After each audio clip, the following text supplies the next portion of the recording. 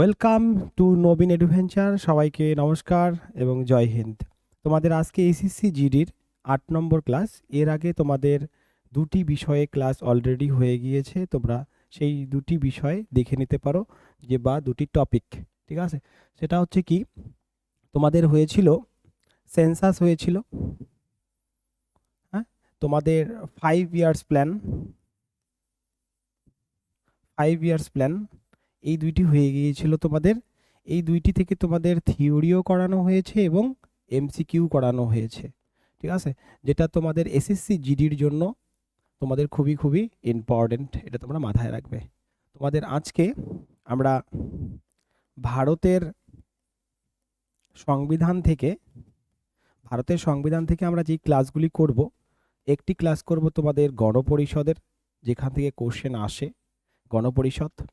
তারপরে তোমাদের ক্লাস করব কোন দেশ থেকে কি নেওয়া হয়েছে ভারতীয় সংবিধানে, ঠিক আছে, কোন দেশ থেকে কি নেওয়া হয়েছে ভারতের সংবিধানে। তারপরে তোমাদের করাবো, একসাথেই করাবো সেটার সাথে তফসিল, ঠিক আছে, তফসিল যে 12টা রয়েছে সেই 12টা তফসিল। তারপরে পার্ট বা অধ্যায় করাবো, তোমরা মাথায় রাখবে, পার্ট বা অধ্যায় থাকবে এবং তার সঙ্গে আর্টিকেল স্টার্ট হবে, আর্টিকেল বা ধারা, ঠিক আছে, আর্টিকেল বা ধারা থাকবে। এর পরের যে ক্লাসটি থাকবে সেটি থাকবে সংবিধান সংশোধনী, ঠিক আছে, সংবিধান কি সংশোধনী। আরেকটা ক্লাস থাকবে বিবিধ থাকবে ভারতের সংবিধান থেকে। এই তোমাদের আগের তোমাদের 7টা, আর এই একটা 8টা, 9টা, এটা সহকারে 9টা, 10টা, 11টা, 12টা, ঠিক আছে। এই 12টা ক্লাস হয়ে গেলে তোমাদের স্ট্যাটিক জিকে থেকে 2টি এবং ভারতের পলিটি থেকে, ইন্ডিয়ান কনস্টিটিউশন থেকে তোমাদের এই টপিকগুলো তোমাদের হয়ে যাবে, যেটা তোমাদের এসএসসি জিডির জন্য খুবই খুবই কাজে লাগবে। তাহলে আজকে আমাদের যে টপিক রয়েছে গণপরিষদ, সেই গণপরিষদটা আমরা চলো দেখি। দেখো, গণপরিষদ থেকে, গণপরিষদ যে রয়েছে, গণপরিষদ হেডিং তোমরা নোট তুলে নিতে পারো খাতায়। গণপরিষদ, দেখো, এই গণপরিষদই দেশের কি তৈরি করেছে? এই গণপরিষদই দেশের সংবিধান তৈরি করেছে, ঠিক আছে। গণপরিষদই দেশের কি সংবিধান তৈরি করেছে। এই সংবিধান যে তৈরি করেছে, এই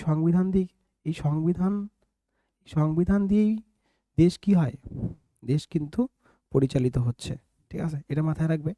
এবং এই সংবিধান তৈরি করতে গিয়ে যেই আইনটা খুব গুরুত্বপূর্ণ ভূমিকা পালন করেছে, সেটা হচ্ছে 1935 সালের ভারত শাসন আইন, ঠিক আছে, 1935 সালের ভারত শাসন আইন। এটির গুরুত্বপূর্ণ ভূমিকা কিন্তু এই সংবিধানে কিন্তু বা এই বইটার মধ্যে কিন্তু আমাদের রয়েছে, এটা কিন্তু মাথায় রাখবে, বইটার মধ্যে কিন্তু রয়েছে, মাথায় রাখবে। কিন্তু এই গণপরিষদ গঠন হয়েছে কবে? গণপরিষদ গঠন হয়েছে 1946 সালে। গণপরিষদ দেশের কি তৈরি করবে? গণপরিষদ দেশের সংবিধান তৈরি করবে। এবং এই সংবিধান তৈরি করতে গিয়ে যেই আইনটার খুব গুরুত্বপূর্ণ ভূমিকা রয়েছে, সেটা হচ্ছে কি 1935 সালের ভারত শাসন আইন। তোমরা বাড়িতে তোমাদের হোমওয়ার্ক থাকলো যে এই ভারত শাসন আইন 1935-এ কতগুলি আর্টিকেল ছিল, কতগুলি পার্ট ছিল এবং কতগুলি শিডিউল ছিল। তোমরা এটা 3টা বাড়িতে তোমাদের হোমওয়ার্ক থাকলো, ঠিক আছে। এটা তোমাদের থাকতে পারে পরীক্ষায় যে 1935 সালে ভারত শাসন আইনে কতগুলি আর্টিকেল ছিল বা কতগুলি পার্ট ছিল বা কতগুলি শিডিউল ছিল, এবং গণপরিষদ কি তৈরি করেছে, দেশের সংবিধান তৈরি করেছে, ঠিক আছে। এর আগের কিছু আমরা তথ্য আমরা দেখে নিই, যেরকম কি, যে এই গণপরিষদের কথা প্রথম কে বলেছিল অফিসিয়ালভাবে? গণপরিষদের কথা প্রথম যিনি বলেছিলেন তিনি হচ্ছেন এম.এন. রয়। এম.এন. কি রয় বা মানবেন্দ্রনাথ রয়, বা কি মানবেন্দ্রনাথ রয় প্রথম বলেছিলেন গণপরিষদের কথা, যেই গণপরিষদ দেশের একটা কি সংবিধান তৈরি করবে। এরকম টাইপের আরেকটি নাম রয়েছে, সেটা তোমরা হয়তো শুনেছ, বি.এন. রাও। ইনি কিন্তু গণপরিষদের ইনি কিন্তু গণপরিষদের উপদেষ্টা ছিলেন। গণপরিষদের কি ছিলেন? ইনি উপদেষ্টা ছিলেন। তাই গণপরিষদের ধারণা প্রথম অফিসিয়ালভাবে কে বলেছিল? গণপরিষদের ধারণা প্রথম অফিসিয়ালভাবে বলেছিল এম.এন. রয় বা মানবেন্দ্রনাথ রয়। কিন্তু গণপরিষদের উপদেষ্টা কে ছিলেন? তিনি ছিলেন বি.এন. রাও। ঠিক আছে, নামটা মাথায় রাখবে, বি.এন. রাও। ঠিক আছে, এবার তারপরে Congress, INC, Indian national Congress, যেটা গঠন হয়েছিল ইন্ডিয়ান ন্যাশনাল কংগ্রেস 1885 সালে। 1800 কত সালে? 85 সালে। এই ইন্ডিয়ান ন্যাশনাল কংগ্রেস অফিসিয়ালভাবে বলে 1935 সালে যে হ্যাঁ, গণপরিষদ একটা দরকার, যেটা দেশের কি সংবিধান তৈরি করবে। তার পরবর্তীকালে জওহরলাল নেহরুও 1938 সালে তিনি বলেন, গণপরিষদের কথা বলেন। তাহলে 1934 সালে এম.এন. রয় অফিসিয়ালভাবে বলেছিল, কংগ্রেস বলেছিল 1935 সালে, জওহরলাল নেহরু বলেছিল 1938 সালে। এরপরে দেখা যায় 1940 সালে আসে আগস্ট অফার। 1940 সালে আগস্ট অফার আসে। ঠিক আছে, এরপর 1942 সালে আসে ক্রিপস মিশন। 1942 সালে কে আসে? ক্রিপস মিশন আসে। ঠিক আছে, 1942 সালে ক্রিপস মিশন আসে। এবং 1945 সালে আমরা দেখি দুইটি প্ল্যান রয়েছে, একটা ওয়াহাভেল প্ল্যান, ঠিক আছে, একটি ওয়াহাভেল প্ল্যান, একটি দেখা যায় সিমলা কনফারেন্স। ঠিক আছে, এই সবগুলো সাল তোমাদের মাথায় রাখতে লাগবে। সালগুলো কি কি আরেকবার দেখে নাও। সালগুলো কি কি? সালগুলো 1934 সাল, 1935 সাল, 1938 সাল, 1940, 1942, 1945 এবং 1945। ঠিক আছে, তাহলে এখানে কোথায় কংগ্রেস ডিমান্ড করেছিল গণপরিষদের কথা? অফিসিয়ালভাবে বলেছিল কংগ্রেস, এটা আইএনসি এই সময় বলেছিল। এম.এন. রয় কবে বলেছিল ফার্স্ট অফিসিয়ালভাবে? সেটা হলো 1934 সালে। 1938 সালে কে বলেছিল? জওহরলাল নেহরু বলেছিল। 1940 সালে ব্রিটেন থেকে যে অফার এসেছিল সেটা হচ্ছে কি? August offer. ঠিক আছে, এরই পরিপ্রেক্ষিতে পরবর্তীকালে ব্যক্তিগত সত্যাগ্রহ করেন তিনি হচ্ছেন আচার্য বিনোবা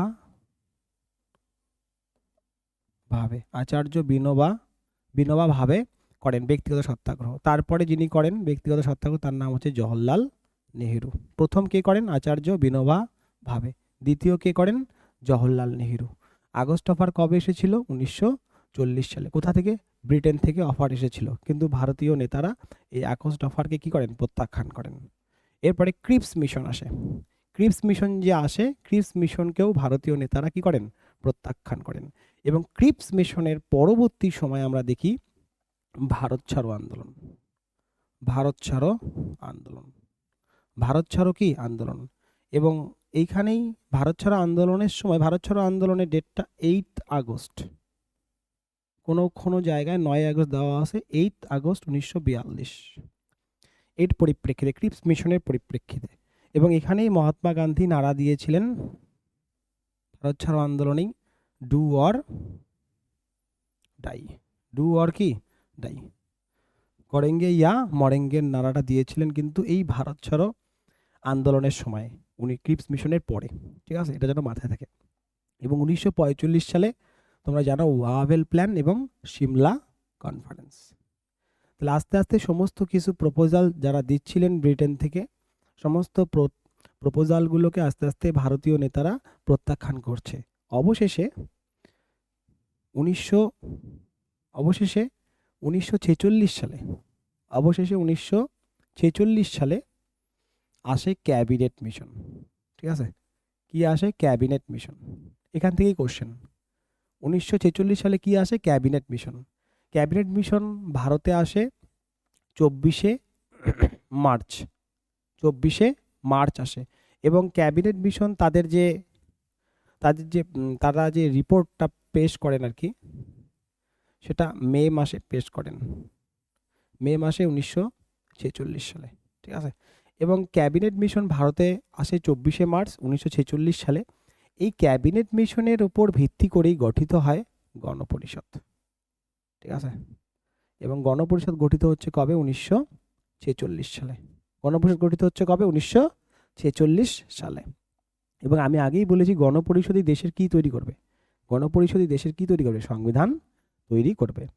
এই সময় গণপরিষদের প্রথমে যেটা সিট ছিল, গণপরিষদের প্রথমে যেটা সিট ছিল সেটা ছিল 389। কত সিট ছিল? 389। এবং প্রত্যেকটি সিট, একটি সিট 10 লাখ লোকের ওপর ছিল। 10 লাখ লোকের ওপর করে একটি করে কিন্তু সিট ছিল গণপরিষদের। এই গণপরিষদের সিট যে 389টি রয়েছে, এটার দুটা পার্ট ছিল। 296টি ছিল আর হচ্ছে 93টি ছিল। 93টি হচ্ছে প্রিন্সলি স্টেটের জন্য, আর 296 এর মধ্যে দুইটা ভাগে ভাগ ছিল, 292 আর হচ্ছে 4। ঠিক আছে, 292 আর কি 4। তাহলে প্রিন্সলি স্টেটের জন্য কতগুলি ছিল? 93টি ছিল। এবং 296টি দুইটি ভাগে ভাগ ছিল, 292 এবং 4। 292টি ছিল ব্রিটিশ ইন্ডিয়া থেকে। ঠিক আছে, আর 4টি ছিল চিফ কমিশনার থেকে। ঠিক আছে, 4টি ছিল চিফ কমিশনার থেকে, আর 292টি ছিল ব্রিটিশ ইন্ডিয়া থেকে। আর প্রিন্সলি স্টেটের জন্য কতগুলি ছিল? 93টি ছিল। এই সবগুলোর যোগফল হচ্ছে 389। এটা হচ্ছে গণপরিষদের সিট ছিল। এরপর গণপরিষদের ইলেকশন হয়েছে। এরপর গণপরিষদের কি হয়েছে? ইলেকশন হয়েছে। এবং গণপরিষদের যে ইলেকশন হয়েছে, গণপরিষদের ইলেকশন হয়েছে জুলাই মাসে। গণপরিষদের ইলেকশন হয়েছে জুলাই 1946। এই ইলেকশনে দেখা গিয়েছে যে কংগ্রেস যে রয়েছে, কংগ্রেস 208টি সিট পেয়েছে, মুসলিম লীগ 73টি সিট পেয়েছে এবং আদার্সরা 15টি সিট পেয়েছে। এটা তুমি যোগফল করো, 8 আর 3 11, 11 আর 5 16, 6 থাকে 1 2 9 আর 2, এই যে 296টি। তার মানে কারা ছিল না? সেটা হচ্ছে প্রিন্সলি স্টেট। কারা ছিল না? প্রিন্সলি স্টেটগুলো কিন্তু ছিল না। তাহলে এই 296টি সিটের মধ্যে ভোট হয়েছে, এবং ভোটে দেখা গিয়েছে যে তোমার কংগ্রেস কতগুলি পেয়েছে? 208টি, মুসলিম লীগ পেয়েছে 73টি, আর আদার্সরা 200, সব মিলে 200 কতটি? 96টি। ঠিক আছে, 296টি। এটা একটু মাথায় রাখবে। এরপরে তাহলে এটা গেল তোমাদের কি, তোমরা যে প্রথম থেকে একটা জিনিস দেখো লক্ষ্য করে, যে তোমাকে গণপরিষদ, আমরা বোঝাচ্ছি যে গণপরিষদ দেশের সংবিধান তৈরি করছে, এবং সেই সংবিধান 1935 সালে ভারত শাসন আইনটা খুবই গুরুত্বপূর্ণ ভূমিকা পালন করেছে। সংবিধানের প্রায় 70% ডাটা কিন্তু ভারত শাসন আইন 1935 থেকে নেওয়া হয়েছে। আর বাদবাকি যে জায়গাটা তুমি দেখছো, এটা হচ্ছে বিভিন্ন দেশ থেকে আমরা এখানে পুট করেছি। ঠিক আছে, এবং এই গণপরিষদ যে গঠন হয়েছে 1946 সালে, কিসের উপর ভিত্তি করে গড়ে উঠেছে এই গণপরিষদটা, সেটা কিন্তু মাথায় রাখবে। এখানে দেওয়া আছে গণপরিষদ কিন্তু গঠিত হয়েছে ক্যাবিনেট মিশনের উপর ভিত্তি করে। ঠিক আছে, এবং এই ক্যাবিনেট মিশন ভারতে কবে আসে? 24শে মার্চ। রিপোর্ট কবে দেয়? মে মাসে।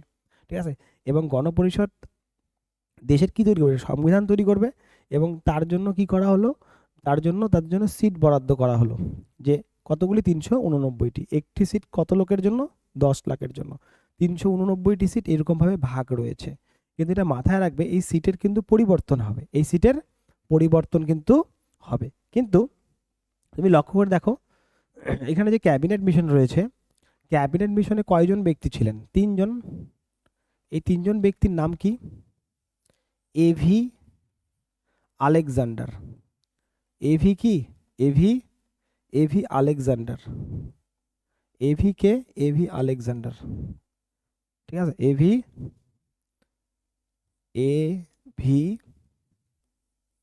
আলেকজান্ডার। ঠিক আছে, এভি আলেকজান্ডার। এবং প্যাথিক লরেন্স এবং স্ট্র্যাফোর্ড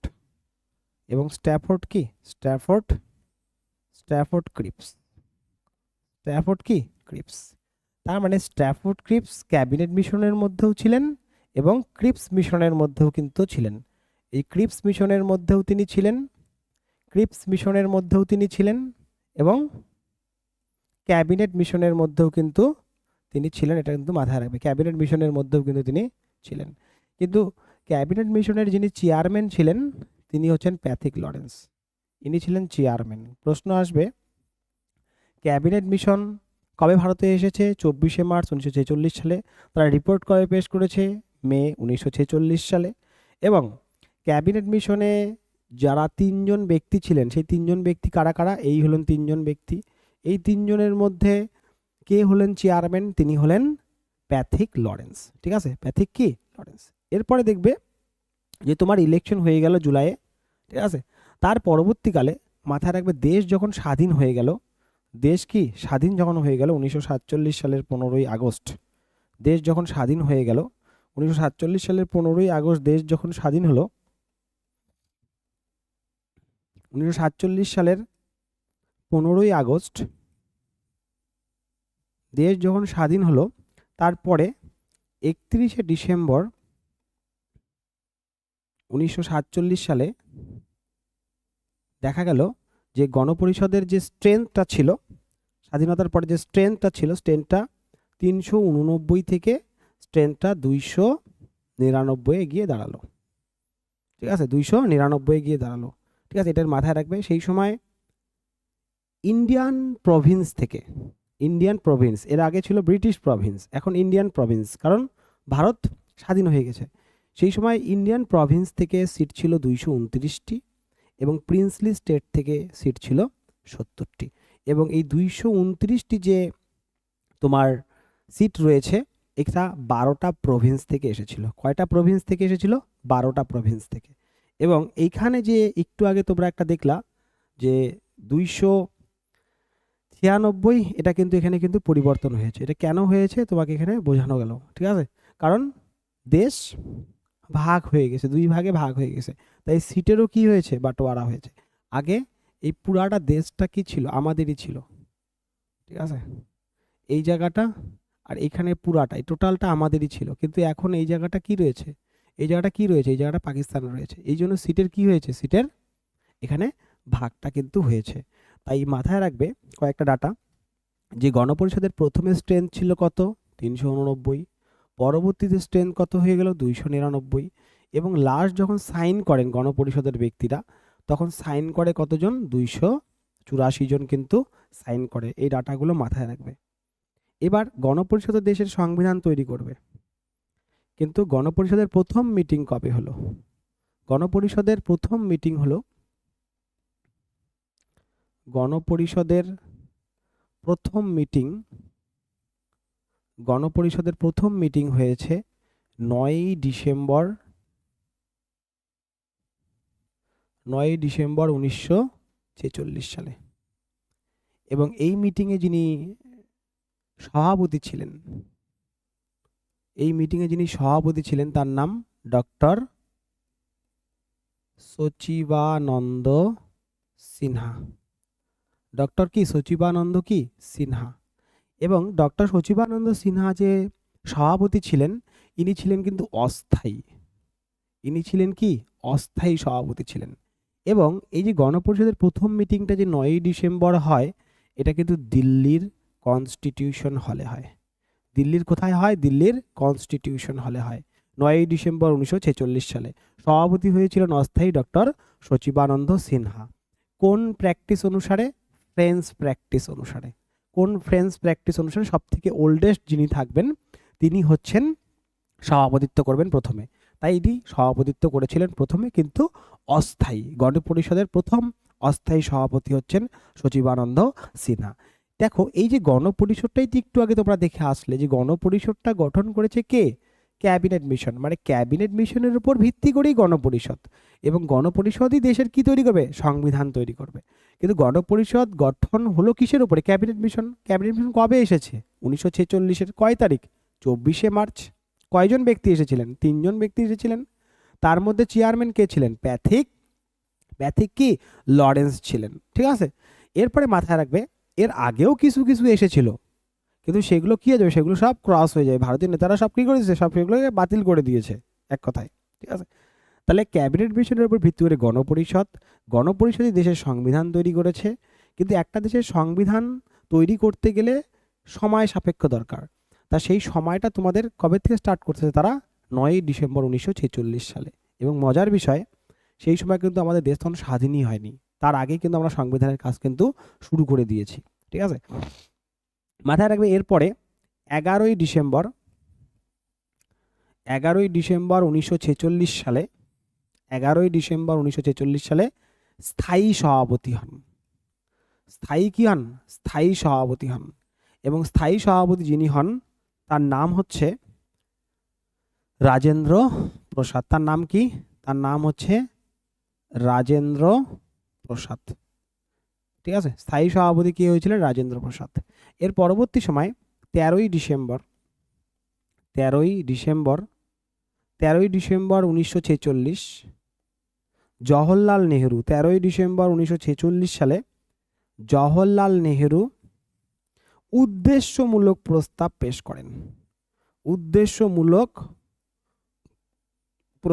পেশ করেন। কোথায় পেশ করেন? গণপরিষদে। কয় তারিখ? 13ই ডিসেম্বর। তাহলে এই যাত্রাটুকের মধ্যে কয়টা ডেট দেখলে তোমরা? একটা শুধু 24শে মার্চ 1946, তারপরে তোমরা এখানে দেখলে 9ই ডিসেম্বর, 11ই ডিসেম্বর এবং 13ই ডিসেম্বর। জওহরলাল নেহেরু কবে পেশ করলেন? এই দিন। কি পেশ করলেন? উদ্দেশ্যমূলক প্রস্তাব। এবং এই উদ্দেশ্যমূলক প্রস্তাবের ওপর ভিত্তি করেই মাথায় রাখবে কি গঠন করা হয়েছিল পরবর্তীকালে? প্রস্তাবনা। কি গঠন করা হয়েছিল? প্রস্তাবনা। যেই প্রস্তাবনা সংবিধানের কি? First page. সংবিধানের ফার্স্ট পেজ কি? প্রস্তাবনা। এবং এই প্রস্তাবনা আজ পর্যন্ত কয়বার সংবিধান সংশোধন হয়েছে? একবার। কত সালে? 1976 সালে। কততম সংবিধান সংশোধনী দ্বারা? 42তম সংবিধান সংশোধনী দ্বারা। এবং প্রস্তাবনাকেই সংবিধানের বলা হয় কি? আত্মা। কে বলেছিলেন এই আত্মাটা? কে বলেছিলেন? এই আত্মাটা বলেছিলেন ঠাকুরদাস ভার্গব। কে বলেছিলেন? ঠাকুরদাস ভার্গব। এখন একটা কথা মাথায় রাখবে, এই উদ্দেশ্যমূলক প্রস্তাবটা কবে পেশ করা হয়েছে? 13ই ডিসেম্বর। কোথায়? গণপরিষদে। এই গণপরিষদে সংবিধান তৈরি করবে। এই উদ্দেশ্যমূলক প্রস্তাবটা পেশ করা হয়েছিল এই সময়, কিন্তু এটা গ্রহণ করা হয়েছিল কবে? সর্বসম্মতভাবে গ্রহণ করা হয়েছিল কবে? পরীক্ষায় চাইতে পারে 22শে জানুয়ারি 1947 সালে। এই যে জওহরলাল নেহেরু যে উদ্দেশ্যমূলক প্রস্তাবটা যে পেশ করেছিলেন, সেটা গণপরিষদ কবে অ্যাকসেপ্ট করে নিয়েছে? 22শে জানুয়ারি 1947 সালে। এবং এই উদ্দেশ্যমূলক প্রস্তাবের উপর ভিত্তি করেই পরবর্তীকালে কি করা হয়েছে? রচনা করা যে প্রস্তাবনা। যে প্রস্তাবনাটাই কি? সংবিধানের কি? First page. এবং এই প্রস্তাবনাকেই সংবিধানের কি বলা হয়? আত্মা বলা হয়। এই প্রস্তাবনা আজ পর্যন্ত কয়বার সংবিধান সংশোধনী হয়েছে? একবার। কত সালে? 1976 সালে। কততম সংবিধান সংশোধনী দ্বারা? 42তম সংবিধান সংশোধনী দ্বারা। প্রস্তাবনাকে সংবিধানের আত্মা কে বলেছেন? ঠাকুরদাস ভার্গব। তাহলে আমরা যদি এই ক্লাসটুকু যদি এই পর্যন্ত আমরা যদি একবার ভালো মতন একবার দেখি যে ক্লাসটার মধ্যে কী রয়েছে এতটুকুর মধ্যে, তাহলে দেখবা তোমরা যে যেটা তোমাকে বললাম, এই যে গণপরিষদই দেশের কি তৈরি করবে? সংবিধান। তাহলে সংবিধান তৈরি করার কাজ শুরু করবে কে? গণপরিষদ, তাই তো? তাহলে এই গণপরিষদের কথা প্রথম কে বলেছিলেন? এম.এন. রয়। কে বলেছিলেন? এম.এন. রয় প্রথম অফিসিয়ালভাবে। কবে? 1934 সালে। তার পরবর্তী সময় বিভিন্নজন বলেছে। এবং 1940 সালে কিছু প্ল্যান আসছে, 1942 সালে, 1945 সালে, 1946 সালে গ্র্যান্ট হলো। কোনটা? Cabinet mission. ক্যাবিনেট মিশনের উপর ভিত্তি করে গঠন হলো কি? গণপরিষদ। ক্যাবিনেট মিশনে কয়জন এসেছিলেন? 3 জন এসেছিলেন। কবে এসেছিলেন? 24শে মার্চ 1946 সালে। তারা রিপোর্ট কবে পেশ করলেন? মে মাসে পেশ করলেন 1946 সালে। এবং গণপরিষদের প্রথমে স্ট্রেংথ কত ছিল? 389। পরে স্ট্রেংথ কত হয়ে গেল? 299। পরের কথার অর্থ কি? 1947 সালে 15ই আগস্টের কি?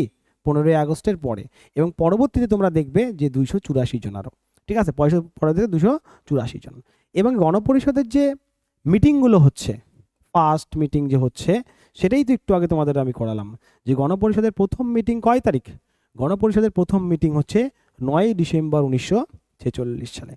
কে সভাপতি ছিলেন? ডক্টর সচিবানন্দ সিনহা। কিন্তু কি ছিলেন? অস্থায়ী। স্থায়ী কে ছিলেন? ইলেক্টেড কে হয়েছিলেন?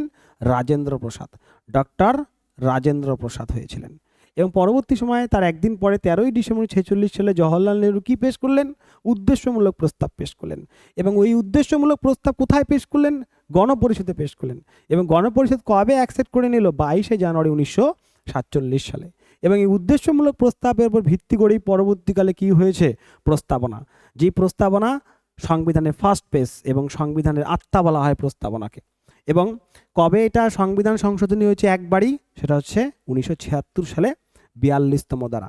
ঠিক আছে, কয়টা শব্দ যুক্ত করা হয়েছিল? 3টি শব্দ যুক্ত করা হয়েছিল। এই যে 42 তুমি দেখছো, এটা আজ পর্যন্ত হয়েছে 1 থেকে 106 বার সংবিধান সংশোধনী। এটা তোমাদের সংবিধান সংশোধনীর ক্লাসে আসবে। ঠিক আছে, এবার চলো আমরা আমাদের স্লাইডে চলে যাই। সেটা হচ্ছে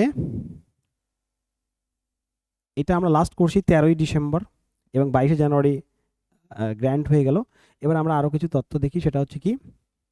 সেটা হচ্ছে দেখো, তাহলে গণপরিষদের খুব ইম্পর্টেন্ট ডেট কয়টা ছিল? ইম্পর্টেন্ট ডেট ছিল এটা। ইম্পর্টেন্ট ডেটটা বলে দিই আরেকবার। গণপরিষদের ইম্পর্টেন্ট ডেট ছিল 9 তারিখ, 11 তারিখ, 13 তারিখ এবং 22শে জানুয়ারি। তাহলে সব ডিসেম্বরে ঢুকবে। ঠিক আছে, এটা জানুয়ারিতে গিয়ে ঢুকবে। এই দিন কে ছিলেন? সচিবানন্দ সিনহা, অস্থায়ী। হ্যাঁ, অস্থায়ী। এই দিন কে ছিলেন? রাজেন্দ্র প্রসাদ। কি হবে? স্থায়ী। এই দিন কি? জওহরলাল নেহরু উদ্দেশ্যমূলক প্রস্তাব পেশ করেছিলেন এবং সেটা অ্যাকসেপ্ট হয়েছে কবে? সেটা হচ্ছে 22শে জানুয়ারি 1947 সালে। এটা 47, এটা 1946। ঠিক আছে, এটা যেন মাথায় থাকে। এরপরে আমরা দেখব একটা দেশের যেহেতু সংবিধান তৈরি হবে, তা সেই সংবিধানটা তৈরি করতে গেলে কিছু কমিটির দরকার। কিছু কি? কমিটির দরকার। তা সেই কমিটি যে রয়েছে, সেই কমিটি ছিল মুখ্য এবং গৌণ। মুখ্য কি গৌণ? মুখ্য এবং গৌণ কমিটি মিলে টোটাল কমিটি ছিল 21টি। মুখ্য কমিটি ছিল 8টি আর গৌণ কমিটি ছিল 13টি। ঠিক আছে, এই হচ্ছে 21টি কমিটি ছিল সংবিধান রচনার ক্ষেত্রে। ঠিক আছে, তোমাদের একটা কোশ্চেন তোমরা দেখছো, গণপরিষদের ধারণা প্রথম কে দিয়েছিলেন? এম.এন. রায়। কিন্তু গণপরিষদের উপদেষ্টা কে ছিলেন? উপদেষ্টা ছিলেন বি.এন. উপদেষ্টা কে ছিলেন? বি.এন. রাও। এই দুটো নাম ভালো মতো মাথায় রাখবে। এবং কমিটি ছিলেন কয়টা? কমিটি ছিল কতগুলি? 21টি। এই গণপরিষদ দেশের যে সংবিধান তৈরি করবে, এটা তৈরি করতে সময় লেগেছিল কতদিন? 2 বছর 11 মাস 18 দিন। 2 বছর 11 মাস 2 বছর 11 মাস 18 দিন সময় লেগেছিল। এক, এই কতজন মহিলা ছিল? 15 জন মহিলা ছিল। কতজন মহিলা ছিল? 15 জন মহিলা ছিল। শেষে সাইন করেছে কতজন? 284 জন। টোটাল সেশন কতগুলো হয়েছে? সেশন টোটাল সেশন হয়েছে 11টি। টোটাল সেশন কতগুলো হয়েছে? 11টি। প্রথম যে সেশনটা, সেটা অনেক সময় চায় পরীক্ষায়, 9 তারিখ থেকে, মাথায় রাখবে, 9 তারিখ থেকে 26শে ডিসেম্বর। 9 তারিখ থেকে 26শে ডিসেম্বর 1946। ঠিক আছে, এটা হলো প্রথম। ঠিক আছে, আর টোটাল কতগুলি সেশন হয়েছে? টোটাল সেশন হয়েছে কিন্তু মাথায় রাখবে, টোটাল সেশন হয়েছে 11টি। ঠিক আছে, টোটাল সেশন হয়েছে 11টি। এবং 284 জন শেষ যেদিন সাইন করেছেন সেটা হচ্ছে 24শে জানুয়ারি 1950 সালে। ঠিক আছে, 24 জানুয়ারি 1950 সালে 284 জন কিন্তু সাইন করেছিলেন গণপরিষদের মেম্বাররা। 15 জন কি ছিলেন? 15 জন মহিলা ছিলেন। গণপরিষদে কতজন মহিলা ব্যক্তি ছিলেন? 15 জন। কতদিন সময় লেগেছে? 2 বছর 11 মাস 18 দিন। কত টাকা খরচ হয়েছিল? 64 লক্ষ টাকা খরচ হয়েছিল। ঠিক আছে, এটা মাথায় রাখবে। এবং এই গণপরিষদের তো তুমি সভাপতি দেখেছো এবং অস্থায়ী সভাপতি দেখেছো, স্থায়ী সভাপতি দেখেছো। এই গণপরিষদের 2 জন সহ সভাপতি ছিলেন। 2 জন কি ছিলেন? সহ সভাপতি। সেটা নামটা মাথায় রাখবে। একজনের নাম ছিলেন এইচ.সি. মুখার্জি। এইচ.সি. কি? মুখার্জি। আরেকজনের নাম ছিলেন ভি.টি. কৃষ্ণমাচারী। কৃষ্ণ কি? মাচারী। এরা ছিলেন সহ সভাপতি। আর রাজেন্দ্র প্রসাদ আর ডক্টর সচিবানন্দ সিনহা, এরা ছিলেন সভাপতি, কিন্তু ইনি ছিলেন অস্থায়ী, আর ইনি হলেন কি, ইনি হলেন স্থায়ী। কিসের? গণপরিষদের। কিন্তু গণপরিষদের উপদেষ্টা কে ছিলেন? BN রাও। গণপরিষদের ধারণা প্রথম কে দিয়েছিলেন? MN রয়। তাই এই যে নাম, দুইটি নাম, এখানে দুইটি, চারটি, আর এখানে দুইটি, 6টি নাম খুব খুব ইম্পর্টেন্ট পরীক্ষার পয়েন্ট অফ ভিউ থেকে। এবং তোমাকে বলতে পারে গণপরিষদের মুখ্য কমিটি কতগুলো ছিল? 8টি। গৌণ কমিটি কতগুলো ছিল? 11টি। টোটাল কমিটি কতগুলো? 21টি। এবং কতদিন সময় লেগেছিল? এতদিন। কত টাকা খরচ হয়েছিল? 64 লাখ টাকা। কতজন মহিলা ছিলেন? 15 জন। কতজন শেষে সাইন করেছিল? 284 জন। সেশন কতগুলো হয়েছিল? 11টি সেশন হয়েছিল। ঠিক আছে, সেশন কতগুলি হয়েছিল? 11টি। ঠিক আছে, তোমরা বাড়িতে একটুখানি এটা দেখবে যে সেশন কতগুলি হয়েছিল, সেটা হচ্ছে 11টি কিন্তু সেশন হয়েছিল। ঠিক আছে, এবার তোমাদের আরেকটা জিনিস মাথায় রাখতে লাগবে যে গণপরিষদের চিহ্ন কি ছিল। গণপরিষদের কিন্তু চিহ্ন ছিল কিন্তু কি? হাতি। গণপরিষদের চিহ্ন কি ছিল? হাতি। ঠিক আছে, এবার এই যে তোমার 21টি কমিটি আছে, তার মধ্যে একটি ইম্পর্টেন্ট কমিটি ছিল, সব থেকে গুরুত্বপূর্ণ, সেটা হচ্ছে খসড়া কমিটি। কি কমিটি? খসড়া কমিটি। এবং এই খসড়া কমিটির যিনি চেয়ারম্যান ছিলেন, তিনি ছিলেন BR আম্বেদকর। BR কে? আম্বেদকর। ঠিক আছে, কে ছিলেন? BR কে ছিলেন? BR আম্বেদকর। কে ছিলেন? BR আম্বেদকর ছিলেন, মাথায় রাখবে। ঠিক আছে, BR আম্বেদকর। BR কে? আম্বেদকর। BR আম্বেদকর ছিলেন খসড়া কমিটির চেয়ারম্যান। এবং খসড়া কমিটিতে টোটাল কতজন মেম্বার ছিলেন? 7 জন মেম্বার ছিলেন। এবং এই খসড়া কমিটি কবে গঠন হয়েছে? পরীক্ষার কোশ্চেন, সেটা হচ্ছে 29শে আগস্ট 1947 সালে। 29শে আগস্ট 1947 সালে খসড়া কমিটি গঠন হয়েছিল। খসড়া কমিটির চেয়ারম্যান ছিলেন BR আম্বেদকর। এবং খসড়া কমিটির টোটাল কতজন ব্যক্তি ছিলেন? 7 জন ব্যক্তি ছিলেন। এরপরে কিছু তথ্য দেখতে হবে তোমাকে, যেটা কি, সেটা হচ্ছে কবে গণপরিষদ, কবে গণপরিষদ, কবে গণপরিষদ জাতীয় পতাকাকে অ্যাডপ্ট করে, গৃহীত করে সংবিধানে, গণপরিষদে 22শে জুলাই 1947 সালে। এটা একটা। এরপরে মাথায় রাখতে হবে যে আমাদের যে জাতীয় স্রোত এবং জাতীয় যে গান, সেটাও কবে অ্যাডপ্ট করা হয়? সেটা হচ্ছে 24শে জানুয়ারি 1950 সালে। ঠিক আছে, 24শে জানুয়ারি 1950 সালে। ভারতের যে রাষ্ট্রপতি ডক্টর রাজেন্দ্র প্রসাদকে যে নির্বাচিত করা হয়, সেটাও কবে করা হয়? সেটাও করা হয় 24শে জানুয়ারি 1950 সালে। 24শে জানুয়ারি 1950 সালে, এটা মাথায় রাখবে। এবং 24শে জানুয়ারি 1950 সালে কিন্তু এটা বললাম যে গণপরিষদের 284 জন যে ব্যক্তি রয়েছে, তাদের মধ্যে যে 15 জন ব্যক্তি ছিলেন মহিলা। ঠিক আছে, তার মধ্যে 15 জন ব্যক্তি কি ছিলেন? মহিলা। এরা কিন্তু সাইন করেছিলেন, লাস্ট সাইন করেছিলেন। ঠিক আছে, এরা কি করেছিলেন? লাস্ট কিন্তু সাইন করেছেন 24শে জানুয়ারি 1950 সালে। দেখো 24শে জানুয়ারি দিয়ে 1টা 2টা 3টা 4টা কোশ্চেন, খুব ভালো। এবং জাতীয় পতাকা কবে? 22শে জুলাই 1947। এবং এই দিনটা আমরা কি দিবস হিসেবে পালন করি? কি দিবস হিসাবে? সেটা হচ্ছে ন্যাশনাল ফ্ল্যাগ ডে। কি দিবস? National flag day. এরপরে মাথায় রাখবে যে আমাদের যে গণপরিষদ দেশের যে সংবিধান তৈরি করলো 2 বছর 11 মাস 18 দিন কঠোর পরিশ্রম করে, এবং এখানে টোটাল কমিটি ছিল কয়টি? 21টি কমিটি ছিল।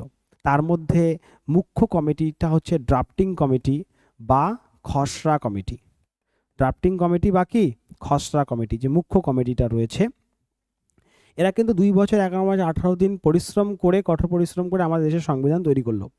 এবং সংবিধান তৈরি হয়ে গেল 1949 সালের 26শে নভেম্বর। এদিন গণপরিষদে সংবিধান কি করলো? গৃহীত হলো। এবং কার্যকর হলো কবে? কার্যকর হলো 1950 সালের 26শে জানুয়ারি। 26শে কি?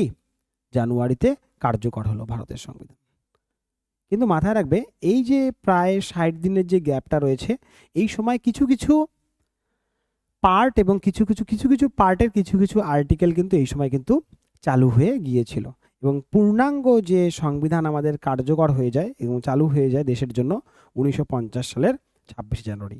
তাই এই দিনটা আমরা পালন করি প্রজাতন্ত্র দিবস, এই দিনটা আমরা পালন করি সংবিধান দিবস। 26 নভেম্বর কি দিবস পালন করা হয়? সংবিধান সংবিধান কি সংবিধান দিবস 26 নভেম্বর। আর এই দিনটা আমরা পালন করি প্রজাতন্ত্র দিবস, এই দিনটা পালন করি আমরা পতাকা দিবস হিসাবে, ন্যাশনাল ফ্ল্যাগ ডে হিসাবে। মাথায় রাখবে আমাদের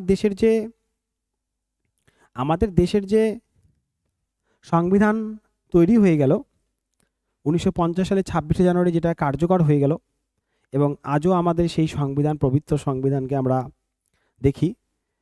সেটা মাথায় রাখবে যে একটা জিনিস, যে গণপরিষদের দেশের সংবিধানটা তৈরি করেছে। এখানে আরেকটা কোশ্চেন হতে পারে, এখানে আমি অ্যাড করে দিচ্ছি, সেটা হচ্ছে ইংলিশ এবং হিন্দিতে।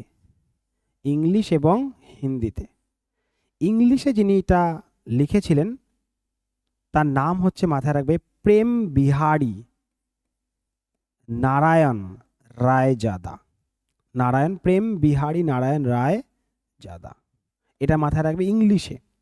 হিন্দিতে যিনি করেছেন তিনি হচ্ছেন বসন্ত কৃষ্ণ বৈদ হিন্দিতে লিখেছেন। আর এই বইগুলোতে যিনি অলঙ্কৃত করেছেন, সাজিয়েছেন সুন্দরভাবে, তিনি হচ্ছেন শান্তিনিকেতনের নন্দলাল বসু। আরেকজন ব্যক্তি ছিলেন, সেটা তোমার হোমওয়ার্ক থাকলো। তাই তোমার হোমওয়ার্ক দুই জায়গায় থাকলো। একটা ফার্স্ট পেজে তোমার হোমওয়ার্ক থাকলো, সেটা হচ্ছে কি, যে 1935 সালের ভারত শাসন আইনে কতগুলি আর্টিকেল ছিল, কতগুলি পার্ট, কতগুলি শিডিউল্ড। এবং লাস্টের যে তোমাদের যেটা হোমওয়ার্ক থাকলো, সেটা হচ্ছে কি, যে হিন্দিতে যিনি লিখেছেন তিনি হচ্ছেন বসন্ত কৃষ্ণ বৈদ্য, ইংলিশে যিনি লিখেছেন প্রেম বিহারী নারায়ণ রায়জাদা। কিন্তু আমি আরেকটা বললাম যে এটা অলঙ্কৃত করেছিলেন কে, তিনি হলেন নন্দলাল বোস, শান্তিনিকেতনের নন্দলাল বোস। হোমওয়ার্ক আরেকটা থাকলো, কে ছিলেন আরেকজন। হোমওয়ার্ক আরেকটা থাকলো, কে ছিল আরেকজন। আমি লাস্ট একটা বার তোমাদের রিকল করিয়ে দিচ্ছি, যে তোমাদের জিনিসটা অনেকটা কাজে লাগে। ওকে, জিনিসটা যাতে অনেকটা কাজে লাগে, আরেকবার দেখে নাও। দেখো, এটা তোমার দেশের সংবিধান। এটাই তৈরি করতে 2 বছর 11 মাস 18 দিন লেগেছে, 64 লক্ষ টাকা লেগেছে, 284 জন লাস্টে সাইন করেছে। ঠিক আছে, লাস্টে সাইন করেছে। 15 জন মহিলা ছিল এর মধ্যে। ঠিক আছে, 21টি কমিটি ছিল, তার মধ্যে মুখ্য কমিটি ছিল হচ্ছে স্টিয়ারিং, তোমার হচ্ছে ড্রাফটিং কমিটি। ঠিক আছে, এবার মাথায় রাখবে এটা কিভাবে আসলো। সেটা হচ্ছে 1934 সালে কেউ ধারণা দিয়েছিল অফিসিয়ালভাবে। পরবর্তীকালে 1946 সালে ক্যাবিনেট মিশন আসে। ক্যাবিনেট মিশনে 3 জন ছিলেন, তার মধ্যে একজন চেয়ারম্যান ছিলেন। দেখবে চেয়ারম্যান কে ছিলেন। ঠিক আছে, এবং এই ক্যাবিনেট মিশনের উপর ভিত্তি করেই গঠন করা হয়েছিল গণপরিষদ, এবং এই গণপরিষদই কি করবে, দেশের সংবিধান তৈরি করবে। এবং এই সংবিধান তৈরি করতে গিয়ে যেই জিনিসটার সবথেকে বেশি গুরুত্বপূর্ণ ভূমিকা ছিল, সেটা 1935 সালের ভারত শাসন আইন। 1935 সালের কি ভারত শাসন আইন। ঠিক আছে, প্রায় 70% ডাটা এখানে ঢুকিয়েছে ভারতের সংবিধানে। এবং গণপরিষদের প্রথমে স্ট্রেংথ ছিল 389, পরবর্তীকালে স্ট্রেংথ হয়ে গেছে 299, তারপরে সাইন করেছিলেন কতজন, 284 জন। কেন এই পরিবর্তন? কারণ এই সাইডে পশ্চিম পাকিস্তান, এই সাইডে পূর্ব পাকিস্তানের সৃষ্টি হয়েছিল, সিট কনভার্ট হয়ে গেছিল, মুসলিম লীগের সিটগুলো কনভার্ট হয়ে গেছিল দুই সাইডে। এবং এই 299 জনই পরবর্তীকালে দেশের সংবিধান তৈরি করবে। এবং সেইটা তৈরি করতে গিয়েই 21টা কমিটির দরকার হয়ে পড়েছিল, যেটার মধ্যে সবথেকে ইম্পর্টেন্ট ছিল ড্রাফটিং কমিটি। এই 21টির মধ্যে একটি ছিল ড্রাফটিং কমিটি, এবং এই ড্রাফটিং কমিটির চেয়ারম্যান ছিলেন বি.আর. আম্বেদকর। বি.আর. আম্বেদকর ছিলেন এই ড্রাফটিং কমিটির চেয়ারম্যান। ঠিক আছে, বি.আর. আম্বেদকর কে ছিলেন? বি.আর. আম্বেদকর ছিলেন বি.আর. আম্বেদকর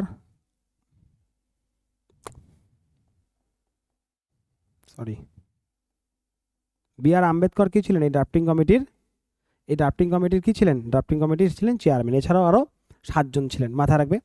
এবং এই গণপরিষদের চিহ্ন কি ছিল? হাতি। ঠিক আছে, কত টাকা খরচ হয়েছিল? 64 লাখ টাকা। গণপরিষদের প্রথম মিটিং কয় তারিখ? 9 তারিখ। পরেরটা দেখা যাচ্ছে কয় তারিখ ডেট? 11ই ডিসেম্বর। তারপরে ডেটটা কত তারিখ দেখা যাচ্ছে? 13ই ডিসেম্বর। এই 13ই ডিসেম্বর যেটি পেশ করা হয়েছিল সেটি কবে অ্যাকসেপ্ট করা হলো? 12ই জানুয়ারি 1947 সালে অ্যাকসেপ্ট করা হলো। ঠিক আছে, এটাই হচ্ছে কি জওহরলাল নেহরুর উদ্দেশ্যমূলক প্রস্তাব। এই গণপরিষদের সহসভাপতি কে ছিলেন? এইচ.সি. মুখার্জি। আরেকজন কে ছিলেন? ভিটি কৃষ্ণমাচারী। তো এই নামগুলো তোমাকে মাথায় রাখতে লাগবে, এখান থেকে প্রশ্ন কিন্তু এক্সামে কিন্তু আসতে পারে। আমরা এমসিকিউ আকারে যখন করব তখন আমরা এই কোশ্চেনগুলোকে আমরা দেখে নেব যে কিভাবে কতটা ইম্পর্টেন্ট। ঠিক আছে, তাই মাথায় রাখবে, এটা ভালো মতন দেখো গণপরিষদটা, কোশ্চেন কিন্তু এখান থেকে হওয়ার সম্ভাবনা রয়েছে। আর তোমাদের নেক্সট যে ক্লাসটা রয়েছে সেটা হচ্ছে এই যে সংবিধানটা তৈরি করলো গণপরিষদ, ভারত শাসন 1935 সাল গুরুত্বপূর্ণ ভূমিকা পালন করেছে। এছাড়া অন্যান্য দেশ থেকে কিছু তথ্য নেওয়া হয়েছে। তা আমরা আগামী যে আমাদের ক্লাসটা থাকবে সেটা থাকবে কোন দেশ থেকে কি নেওয়া হয়েছে এবং তফসিল, এবং কি তফসিল। ঠিক আছে, খুব ভালো মতন দেখো। এটা তোমাদের পিডিএফ আমাদের নবীন এডুভেঞ্চার যে টেলিগ্রাম গ্রুপ সেখানে পেয়ে যাবে। সবাইকে অসংখ্য ধন্যবাদ।